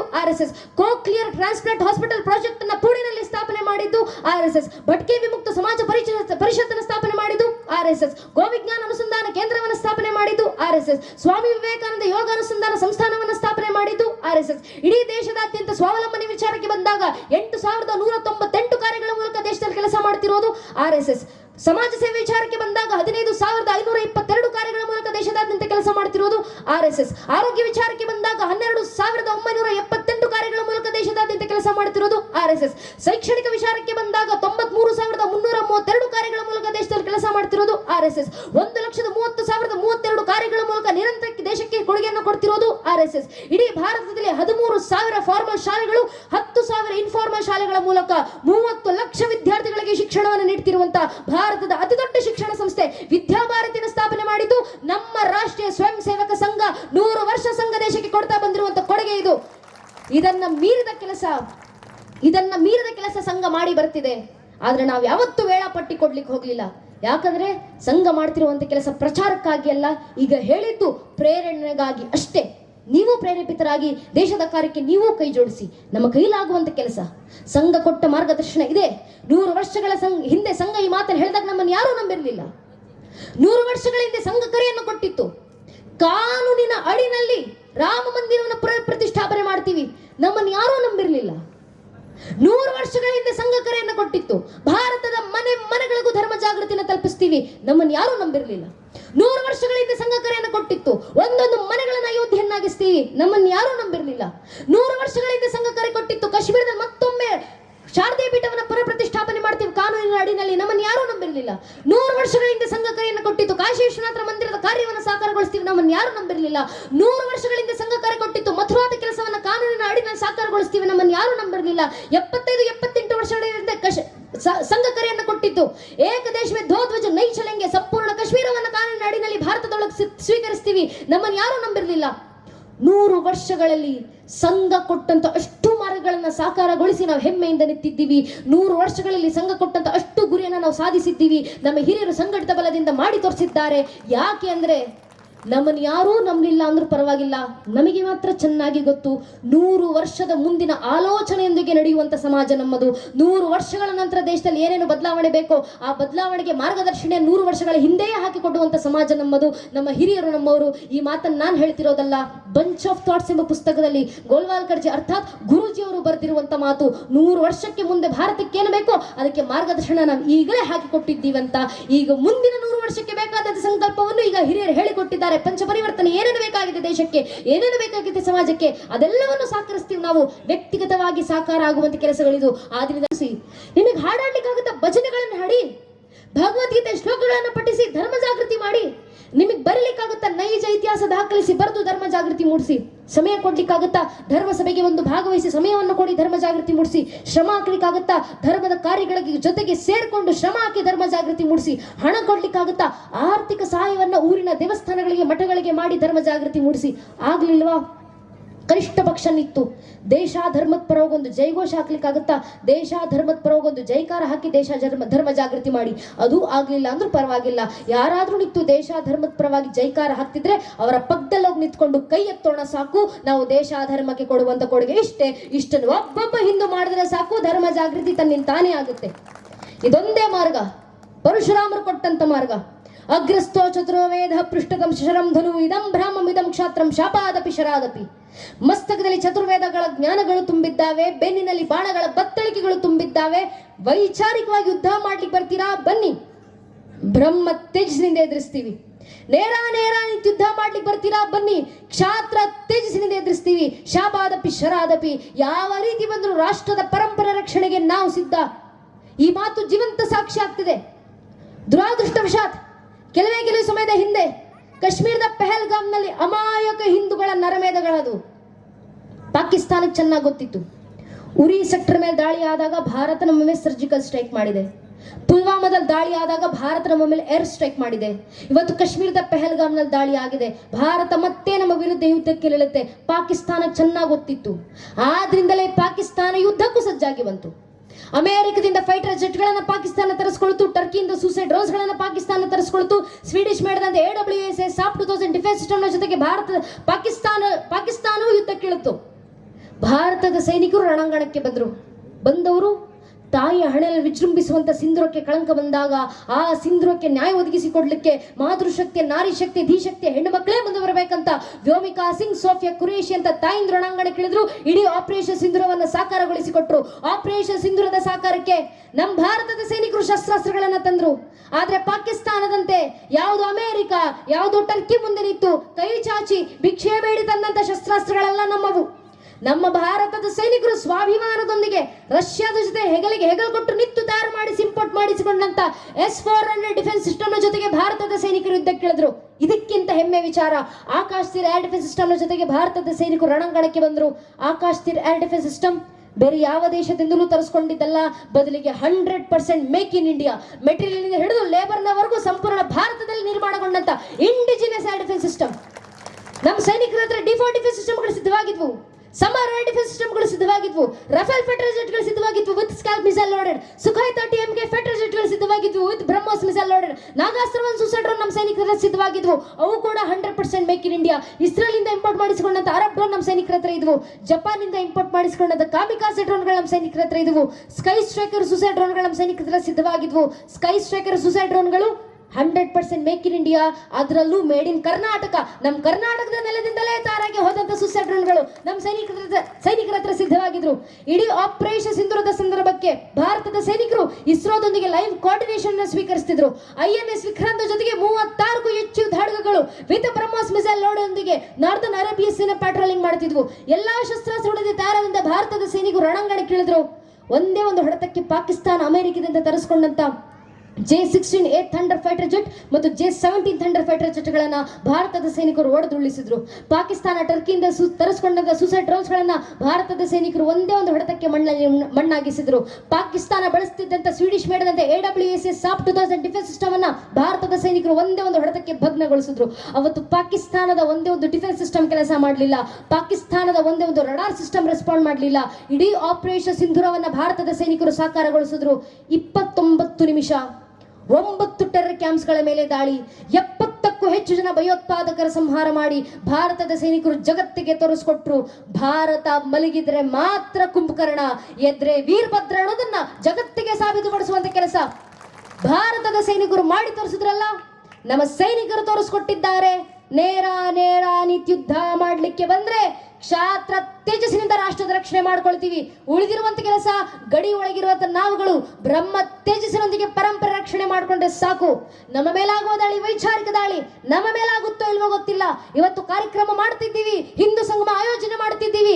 ಯಾಕೆ ಮಾಡ್ತಿದ್ದೀವಿ? ಯಾರಿಗೋಸ್ಕರ ಈ ಕಾರ್ಯಕ್ರಮಗಳು? ಯಾರಿಗೋಸ್ಕರ ಧರ್ಮಸಭೆ? ನನಗೋಸ್ಕರವೂ ಅಲ್ಲ, ನಿಮಗೋಸ್ಕರವೂ ಅಲ್ಲ. ಸುತ್ತಮುತ್ತ ಓಡಾಡ್ಕೊಂಡು ನಿಂತಿದ್ದಾರಲ್ಲ 6 ವರ್ಷದ 7 ವರ್ಷದ ಮಕ್ಕಳು, ಆ ಮಕ್ಕಳಿಗೋಸ್ಕರ ಮಾಡ್ತಿರುವಂತ ಕೆಲಸ ಇದು. ಆ ತಲೆಮಾರಿಗೋಸ್ಕರ ನಡೆಸ್ತಿರುವಂತ ಕಾರ್ಯಗಳಿವೆಲ್ಲ. ಆ ತಲೆಮಾರು ಜಾಗೃತಿ ಆಗಬೇಕು. ಆ ತಲೆಮಾರಿನ ಹೊರಗಾದ್ರೂ ನಮ್ಮ ಕಾರ್ಯವನ್ನು ನಾವು ಮುಗಿಸಿ ಆ ಮಕ್ಕಳಿಗೆ ಧರ್ಮವನ್ನು ಹಸ್ತಾಂತರಿಸಿ ಹೋಗಬೇಕು. ಆ ಮಕ್ಕಳಿಗೋಸ್ಕರ ಮಾಡ್ತಿರುವಂತ ಕೆಲಸ. ಆದ್ರೆ ಆ ಮಕ್ಕಳ ಮೇಲೆ ವೈಚಾರಿಕ ದಾಳಿ ಆಗೋದು ಯಾವ ಮಟ್ಟಕ್ಕೆ ಅಂದ್ರೆ, ನನ್ನ ಬೆಂಗಳೂರಿನಲ್ಲಿ ನಮ್ಮಪ್ಪ ಆಟೋ ಚಾಲಕರು, ರಿಕ್ಷಾ ಡ್ರೈವರ್. ನಮ್ಮಪ್ಪ ವೃತ್ತಿಯಿಂದ ಆಟೋ ಓಡಿಸ್ತಾರೆ. ನಮ್ಮಪ್ಪ ನನಗೆ ಹೇಳಿದಂತ ಅವರ ಖುದ್ದು ಅನುಭವದ ಮಾತು, ಬೆಂಗಳೂರಿನ ಮಕ್ಕಳು ಹಣೆ ಕುಂಕುಮ ಹಚ್ಕೊಂಡು ಆಟೋ ಹತ್ತುತ್ತಾರೆ. ಆಟೋ ಹಿಡಿದು ಕಾಲೇಜ್ ಒಳಗೆ ಹೋಗೋಕ್ಕೂ ಮುಂಚೆ ಹಣೆನಲ್ಲಿರುವಂತ ಕುಂಕುಮ ಅಳಿಸಿ ಆನಂತರ ಮಕ್ಕಳು ಕಾಲೇಜ್ ಕ್ಯಾಂಪಸ್ ಒಳಗೆ ಕಾಲಿಡುತ್ತಾರೆ. ಯಾಕೆ? ನಮ್ಮದೇ ಮನೆ ಹಿಂದೂ ಮಕ್ಕಳಲ್ವಾ? ನಮ್ಮ ಮನೆ ಹಿಂದೂ ಮಕ್ಕಳಿಗೆ ಇವತ್ತು ಹಣೆ ಮೇಲೆ ಕುಂಕುಮ ತಿಲಕ ಧರಿಸಿ ಓಡಾಡ್ಲಿಕ್ಕೆ ಕೀಳಿರುಮೆ. ನಮ್ಮ ಮನೆ ಮಕ್ಕಳಿಗೆ ಧಾರ್ಮಿಕ ಸಂಕೇತ ಧರಿಸಿ ನಾನೊಬ್ಬ ಹಿಂದೂ ಅಂತ ಜಗತ್ತಿನ ಮುಂದೆ ಸಾರಿ ಹೇಳ್ಕೊಳ್ಳಿಕ್ಕೆ ವಿತ್ ಇನ್ಫೀರಿಯಾರಿಟಿ ಕಾಂಪ್ಲೆಕ್ಸ್. ಯಾಕಂದ್ರೆ ಅವ್ರ ಮೇಲೆ ವೈಚಾರಿಕ ದಾಳಿ ಆಗ್ತಿದ್ದಾವೆ. ನಮ್ಮ ಮಕ್ಕಳಿಗೆ ಪ್ರಶ್ನೆ ಮಾಡ್ತಾರೆ, ನೀವು ಗಣೇಶನನ್ನ ಪೂಜೆ ಮಾಡ್ತೀರಾ? ನಿಮ್ಮ ಗಣೇಶನಿಗೆ ಏನಕ್ಕೆ ಆನೆ ಮುಖ? ನೀವು ಹನುಮಂತನನ್ನ ಪೂಜಿಸ್ತೀರಾ? ನಿಮ್ಮ ಹನುಮಂತನಿಗೆ ಏನಕ್ಕೆ ಕಪಿ ಮುಖ? ನೀವು ಹನುಮಂತನ ರಾಮ ಭಕ್ತ ಅಂತ ಕರಿತೀರಾ? ರಾಮರಿಗೆ ಹುಟ್ಟಿದ್ರು ನಿಮ್ಮ ಹತ್ರ ಏನು ಸಾಕ್ಷಿ ಇದೆ? ದುರಾದೃಷ್ಟವಶಾತ್ ಪ್ರಶ್ನೆ ಮಾಡೋರು ಸಾಮಾನ್ಯರಲ್ಲ. ಕೋರ್ಟ್ ನಲ್ಲಿ ಕಪಿಲ್ ಸಿಬ್ಬಲ್ ಎಂಬ ವಕೀಲರು ಪ್ರಶ್ನಿಸ್ತಾರೆ, ಶ್ರೀರಾಮಚಂದ್ರರು ಇಲ್ಲೇ ಹುಟ್ಟಿದ್ರು ಅನ್ನೋದಕ್ಕೆ ರಾಮ ಜನ್ಮಭೂಮಿ ಪರ್ವ ಕೊಡ್ಲಿಕ್ಕೆ ನಿಮ್ಮ ಹತ್ರ ಏನು ಸಾಕ್ಷಿ ಇದೆ? ಏನ್ ಪುರಾವೆ ಇದೆ? A question that was asked in the Supreme Court of India during the judgment of Sri Ram Janmabhoomi case. What gives us a guarantee that this same question might not come to our doorsteps in the future days? ಸ್ವಾಮಿ court ನಲ್ಲಿ ಮಾಡಿದ ಇದೇ ಪ್ರಶ್ನೆ ಮುಂದೊಂದಿನ ನಮ್ಮ ಮನೆ ಬಾಗಿಲವರೆಗೂ ಬರೋದಿಲ್ಲ ಅನ್ನೋದಕ್ಕೆ ನಮ್ಮ ಹತ್ರ ಏನು ಗ್ಯಾರಂಟಿ? ನಮ್ಮನೆ ಮಕ್ಕಳ ಮುಂದೆ ನಿಂತು ಪ್ರಶ್ನೆ ಮಾಡಿದ್ರೆ ಮುಂದೊಂದು ದಿನ ಮನೆ ಮಕ್ಕಳು ಯಾವ ಮಟ್ಟದ ವೈಚಾರಿಕ ಜಾಗೃತಿ ನಮ್ಮ ಮನೆಯ ಪೋಷಕರು ತುಂಬಿಸಿರ್ಬೇಕಂದ್ರೆ ಒಂದೊಂದು ಹಿಂದೂ ಮನೆಯ ಮಗು ಎದೆಪ್ಪಿಸ್ಕೊಂಡು ತಟ್ಕೊಂಡು ಉತ್ತರ ಕೊಡಬೇಕು.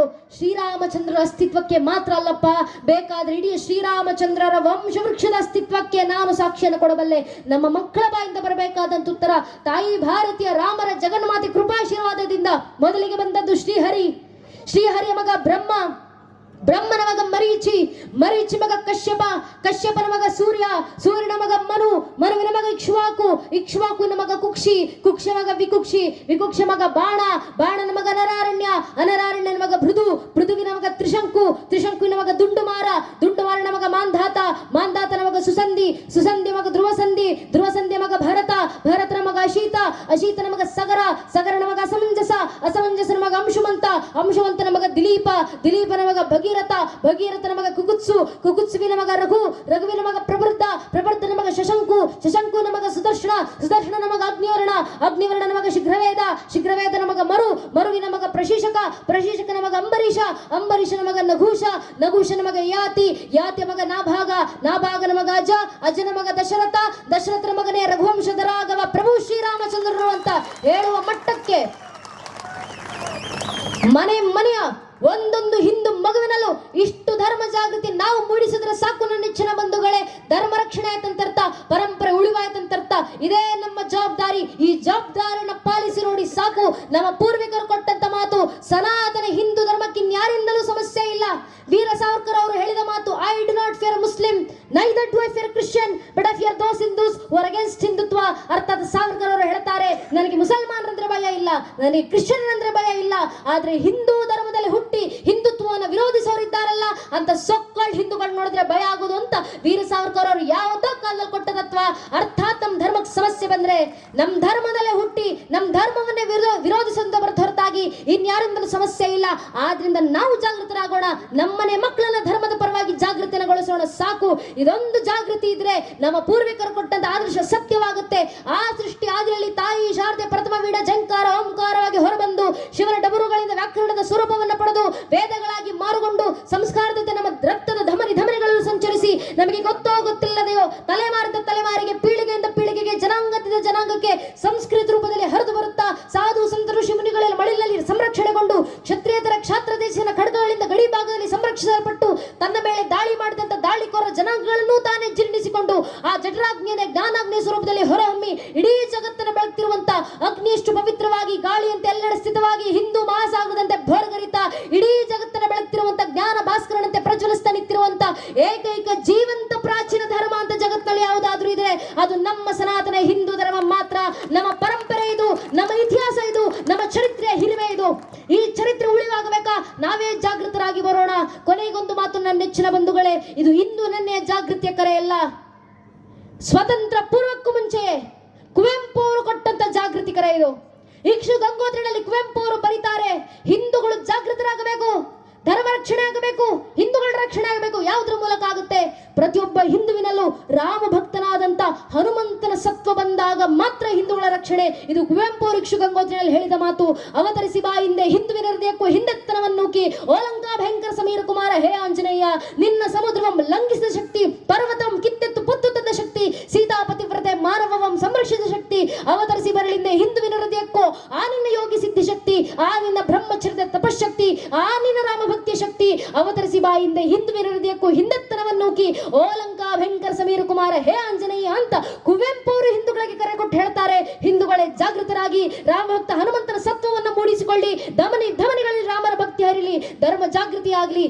ಈ ಕರೆಯನ್ನ ಹಿರಿಯರು ಕೊಟ್ಟಂತ ಕರೆಯನ್ನ ಪಾಲಿಸ್ತಾ ಆ ಕರೆ ಸದಾಕಾಲ ನಮ್ಮ ಕಿವಿನಲ್ಲಿ ಗುಂಜಿಸ್ತಾ ಇರಲಿ. ಆ ಕರೆಯ ಮೂಲಕ ನಾವು ಜಾಗೃತರಾಗೋಣ, ಮನೆ ಮಕ್ಕಳನ್ನ ಜಾಗೃತಗೊಳಿಸೋಣ. ಶಾಸ್ತ್ರಕಾರ ಮಾತು ವರಂ ಏಕಂ ಗುಣಿ ಪುತ್ರ ನಚಮುರ್ಗ ಶತೈರಪಿ. ಧರ್ಮ ರಕ್ಷಣೆ ಆಗಬೇಕಂದ್ರೆ ಮನ್ನಲ್ಲಿ 20 ಜನ ಮಕ್ಕಳು ಬೇಕಾಗಿಲ್ಲ. ಒಂದೊಂದು ಹಿಂದೂ ಮಗು ಮನೆಯಲ್ಲಿ ಇದೆಯಲ್ಲ, ಒಂದೊಂದು ಹಿಂದೂ ಮಗುವಿಗೆ ಧರ್ಮ ಸಂಸ್ಕಾರ ಕೊಟ್ಟು ನೈಜ ಹಿಂದುವಂತೆ ಬೆಳೆಸಿ ಸಾಕು. ಒಂದು ಮಗುವಿಂದ ಇಡೀ ಧರ್ಮ ರಕ್ಷಣೆ ಆಗುತ್ತೆ ಅಂತ ಮಕ್ಕಳು ಮನಲ್ಲಿದ್ದಾರೆ. ಆ ಮಕ್ಕಳನ್ನ ಜಾಗೃತಗೊಳಿಸೋಣ. ಜಾಗೃತಗೊಳಿಸುವಂತ ಕೆಲಸ ಈಗಾಗಲೇ ನಮ್ಮ ತಾಯಂದ್ರು ಮಾಡ್ತಿದ್ದಾರೆ. ಊರಿನ ಇಷ್ಟು ಜನ ತಾಯಂದ್ರು ತಾವೇ ಭಜನಾ ಮಂಡಳಿಗಳನ್ನ ನಿರ್ಮಾಣ ಮಾಡಿಕೊಂಡು ಆ ಭಜನಾ ಮಂಡಳಿಗಳಿಂದ ಇಡೀ ಊರನ್ನ ಜಾಗೃತಗೊಳಿಸುವಂತ ಕೆಲಸವನ್ನ ಭಜನೆ ನಾಮ ಸಂಕೀರ್ತನೆಗಳ ಮೂಲಕ ಮಾಡ್ತಿರೋದನ್ನ ನೋಡಿದಾಗ ಬಹಳ ಸಂತೋಷ ಆಯ್ತು. ಇಂಥ ತಾಯಂದ್ರು ನಮ್ಮ ದೇಶದ ಮೂಲೆ ಮೂಲೆಯಲ್ಲಿ ಇದ್ರೆ ಸಾಕು, ನಮ್ಮ ದೇಶ ತಾನೇ ತಾಯಿ ಭಾರತಿ ವಿಶ್ವಮಾತೆಯಾಗಿ ಮತ್ತೊಮ್ಮೆ ಜಗತ್ತಿನ ಮುಂದೆ ಮೈ ಕಡಿಮೆ ಎದ್ದು ನಿಲ್ತಾರೆ. ಇದು ನಮ್ಮ ಹಿರಿಯರು ಕೊಟ್ಟಂತ ಕರೆ. ಆ ಕರೆಯನ್ನ ಪಾಲಿಸೋಣ ಅಂತ ಕೇಳ್ತಾ ನಂಗೆ 2 ಮಾತನಾಡ್ಲಿಕ್ಕೆ ಅವಕಾಶ ಮಾಡಿಕೊಟ್ಟಿರುವಂತ ಸಮಿತಿಯ ಎಲ್ಲ ಹಿರಿಯರಿಗೆ, ವಿಶೇಷವಾಗಿ ನಮ್ಮ ಕಾರ್ಯಕರ್ತ ಅಣ್ಣಂದಿರಿಗೆ, ಊರಿನಲ್ಲಿ ಒಂದು ಧಾರ್ಮಿಕ ಸಭೆ ಆಯೋಜನೆ ಮಾಡಬೇಕಂದ್ರೆ ವಾರಗಟ್ಲೆ ತಿಂಗಳಗಟ್ಲೆ ಮನೆ ಬಿಟ್ಟು ಊಟ ಬಿಟ್ಟು ನಿದ್ದೆಗೆಟ್ಟು ಅವ್ರಿಗೇನು ಮನೇಲಿ ಕೆಲಸ ಇಲ್ಲ ಅಂತಲ್ಲ. ಮನೆಯಲ್ಲಿ 108 ಕೆಲಸ ಇದ್ರು, ಮನೆ ಕೆಲಸ, ಆಮೇಲೆ ಮೊದಲು ಧರ್ಮದ ಕೆಲಸ, ದೇಶದ ಕೆಲಸ, ಊರಿನ ಜನರ ಜಾಗೃತಿ ಕೆಲಸ, ದೇವಸ್ಥಾನದ ಕೆಲಸ ಆಗಬೇಕಂತ ವೈಯಕ್ತಿಕ ಕೆಲಸವನ್ನ ಬದಿಗಿಟ್ಟು ಬಂದು ಕೆಲಸ ಮಾಡ್ತಿರ್ತಾರೆ. ಒಂದು ದಿನ ದುಡಿಮೆ ಹೋಗ್ಲಿ ಪರವಾಗಿಲ್ಲ, ಮಧ್ಯರಾತ್ರಿ 12 ಗಂಟೆ ಬೆಳಗಿನ ಜಾವ 2-6 ಗಂಟೆವರೆಗೂ ತೋರಣಗಳನ್ನ ಕಟ್ಕೊಂಡು ನಿಂತಿರ್ತಾರೆ, ಬಂಟಿಂಗ್ಸ್ ಗಳನ್ನ ಕಟ್ಕೊಂಡು ನಿಂತಿರ್ತಾರೆ, ಬ್ಯಾನರ್ ಗಳನ್ನ ಕಟ್ಕೊಂಡು ನಿಂತಿರ್ತಾರೆ, ಧ್ವಜಗಳನ್ನ ಕಟ್ಕೊಂಡು ನಿಂತಿರ್ತಾರೆ. ಯಾಕೆ ಮಾಡ್ತಾರೆ ಸ್ವಾಮಿ? ಸ್ವಾರ್ಥಕ್ಕೋಸ್ಕರವ ಅಲ್ಲ, ಇದು ನಮಗೆ ಸಂಘ ಕೊಟ್ಟಂತ ಪ್ರೇರಣೆ. ಶ್ರುತಂ ಛಾಯ ಯತ್ಕಂಠಕಾರ್ಕಿಣ ಮಾರ್ಗಂ ಸ್ವಯಂ ಸಿಕೃತಂ ನ ಸುಖಂ ಕಾರ್ಯ. ಕಷ್ಟದ ಹಾದಿ ಅಂತ ಗೊತ್ತಿದ್ದು ಧರ್ಮದ ಹಾದಿಯನ್ನು ನಾವು ಸ್ವೀಕರಿಸಿದ್ದೀವಿ. ಯಾಕೆ? ಒಂದೇ ಒಂದು ಕನಸಿನ ಸಾಕಾರ. ಪರಂ ವೈಭವಂ ನೇತು ಮೇತತ್ ಸ್ವರಾಷ್ಟ್ರಂ ಸಮರ್ಥ ಭಗತ್ಭಾಷೆ ಶಾತೆ ಪೃಷಂ. ತಾಯಿ ಭಾರತಿಯನ್ನ ತನ್ನ ಪರಮ ವೈಭವದ ಅತ್ಯುನ್ನತ ಶಿಖರಕ್ಕೇರಿಸಿ ಕಣ್ತುಂಬಿಸಿಕೊಳ್ಳುವಂತ ಒಂದು ಕನಸಿಗೋಸ್ಕರ ನಮ್ಮ ಕಾರ್ಯಕರ್ತ ಅಣ್ಣಂದಿರು ಶ್ರಮ ಪಡ್ತಿದ್ದಾರೆ. ಆ ಕಾರ್ಯಕರ್ತ ಅಣ್ಣಂದರಿಗೆ ನಾವು ಏನ್ ಗೌರವ ಸಲ್ಲಿಸ್ತೀವಲ್ಲೋ ಗೊತ್ತಿಲ್ಲ, ಆದ್ರೆ ಸೇರುವಂತ 100 ಜನ ಹಿಂದೂ ಬಾಂಧವರಲ್ಲಿ ಕೈ ಮುಗಿದು ವಿನಂತಿ, ದಯವಿಟ್ಟು ಕಾರ್ಯಕ್ರಮ ಮುಗಿಸ್ಕೊಂಡು ವಾಪಸ್ ಹೋಗೋಕು ಮುಂಚೆ ನಿಮ್ಮ ಸುತ್ತಮುತ್ತ ಹೆಗಲ ಮೇಲೆ ಕೇಸರಿ ಹಾಕೊಂಡು ನಿಂತಿರುವಂತ ನಮ್ಮ ಕಾರ್ಯಕರ್ತ ಅಣ್ಣಂದಿರಿದ್ದಾರೆ. ದಯವಿಟ್ಟು ಹಿಂದೂ ಬಾಂಧವರು ಆ ಕಾರ್ಯಕರ್ತ ಅಣ್ಣಂದಿರ ಹತ್ರ ಹೋಗಿ ಅವರ ಹೆಗಲ್ ತಟ್ಟಿ, ನಿನ್ನ ಮನೆಯ ವೈಯಕ್ತಿಕ ಕೆಲಸವನ್ನ ಬದಿಗಿಟ್ಟು ಬಂದು ಧರ್ಮ ದೇಶದ ಕೆಲಸ ಮಾಡ್ತಿದ್ಯಲ್ಲಪ್ಪ, ನಿನ್ನ ನೋಡಿದ್ರೆ ಹೆಮ್ಮೆ ಅನ್ಸುತ್ತೆ ಅಂತ ಆ ಕಾರ್ಯಕರ್ತ ಅಣ್ಣಂದ್ರೆ ಹೆಗಲ್ ತಟ್ಟಿ ಶಬಾಷ್ ಅಂತ ಹೇಳಿ ಹೋಗಿ ಸಾಕು. ನಮ್ಮ ಕಾರ್ಯಕರ್ತ ಅಣ್ಣಂದಿರಿಗೆ ನಾವು ಕೊಡುವ ಗೌರವ ಇದೆ. ಶಾಸ್ತ್ರಾಕಾರ ಮಾತು ಧರ್ಮೋ ರಕ್ಷತಿ ರಕ್ಷಿತಾಃ. ಧರ್ಮ ರಕ್ಷಣೆ ಮಾಡುವ ರಕ್ಷಣೆಗೆ ಧರ್ಮವೇ ನಿಂತಿರುತ್ತೆ. ಧರ್ಮದ ಕೆಲಸ ಮಾಡುವಂತ ಕಾರ್ಯಕರ್ತ ಅಣ್ಣಂದಿರ ಪರವಾಗಿ ಧರ್ಮದಲ್ಲಿರುವಂತ ನಾವೇ ನಿಲ್ಲಬೇಕು. ಆ ಕಾರ್ಯವನ್ನು ಹಿಂದೂ ಬಾಂಧವರು ನಾವೆಲ್ಲ ಸಾಕಾರಗೊಳಿಸೋಣ ಅಂತ ಹೇಳ್ತಾ ಕಾರ್ಯಕ್ರಮ ಇಷ್ಟು ಅಚ್ಚುಕಟ್ಟಾಗಿ ಆಯೋಜನೆ ಮಾಡಿರುವಂತ ಕಾರ್ಯಕರ್ತ ಅಣ್ಣಂದಿರಿಗೆ ಶತ ನಮನಗಳನ್ನು ಸಲ್ಲಿಸ್ತಾ ಗುರು ಮಹಾರಾಜು ಶಾರದಾ ಮಾತನ ನೆನಕಲಿ ಹಾಡಿಸಿರುವಂತೆ ಹೇಳಿಸಿರುವಂತ 2 ಮಾತನ್ನು ಕೇಳಿಸಿಕೊಂಡಂತ ಪೂಜ್ಯನ ಎಲ್ಲ ವಿದ್ವತ್ ಗಣ್ಯರಿಗೆ ದೇಶಭಕ್ತ ಬಾಂಧವರಿಗೆ, ಮಾತಾ ಭಗಿಣಿಯರಿಗೆ, ಅಕ್ಕ ಅಣ್ಣಂದಿರಿಗೆ, ಇಡೀ ಕಾರ್ಯಕ್ರಮದಲ್ಲಿ ನಮಗೆ ಸಹಕಾರ ನೀಡಿರುವಂತಹ ಆರಕ್ಷಕ ಬಂಧುಗಳಿಗೆ, ಪತ್ರಕರ್ತ ಬಾಂಧವರಿಗೆ ಹಾಗೂ ಎಲ್ಲ ಹಿರಿಕಿರಿಯರ ಪಾದಗಳಿಗೆ ನನ್ನ ಹಣೆ ಹೆಚ್ಚು ನಮಸ್ಕರಿಸ್ತಾ ಭಗವಂತನ ಹಾಡಿಸಿದ ಎರಡು ಮಾತುಗಳನ್ನು ಭಗವಂತನದ್ದೇ ಪಾದರವಿಂದಗಳಿಗೆ ಅರ್ಪಿಸ್ತಾ, ನನ್ನ ನೆಚ್ಚಿನ ಬಂಧುಗಳೇ, ಈಗ ಎಲ್ಲರೂ ಒಮ್ಮೆ ಜೈಕಾರ ಹಾಕ್ಬಿಡೋಣ. ಸುತ್ತಮುತ್ತ ಇರುವಂತಹ ಸಮಸ್ತ ಹಿಂದೂ ಬಾಂಧವರು ಎರಡೂ ಕೈಗಳನ್ನು ಗಾಳಿನ ತೂರ್ತಾ ಉಚ್ಚಕಂಠದಿಂದ ಭಾರತ ಮಾತೆಗೆ ಜೊತೆ ಜಯಘೋಷ ಹಾಕಿ ಬಲ್ ಭಾರತ್ ಮಾತಾ ಕಿ, ಬಲ್ ಭಾರತ್ ಮಾತಾ ಕಿ, ವಂದೇ ಜೈ ಶ್ರೀರಾಮ್, ನಮ ಪಾರ್ವತಿ ಪದಯೇ ಹರ ಹರ. ಜೈ ಹಿಂದ್, ವಂದೇ ಮಾತರಂ.